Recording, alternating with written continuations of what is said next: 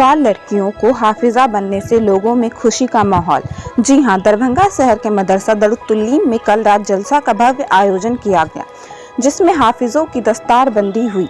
वहीं इसकी सदारत हजरत मौलाना हैदर अली साहब ने की। इसमें शामिल हुए हाफिज की संख्या कुल 17 थी। मदरसा के प्रधानाचार्य मुफ्ती जावेद अख्तर कासमी ने बताया कि इस बार मदरसे से 4 लड़कियां हाफिज उल कुरान हुई हैं, जिससे दरभंगा वासियों में खुशी की लहर दौड़ गई है। वहीं आपको बता दें कि इस मदरसे में 100 से अधिक बच्चे फिलहाल पढ़ रहे हैं।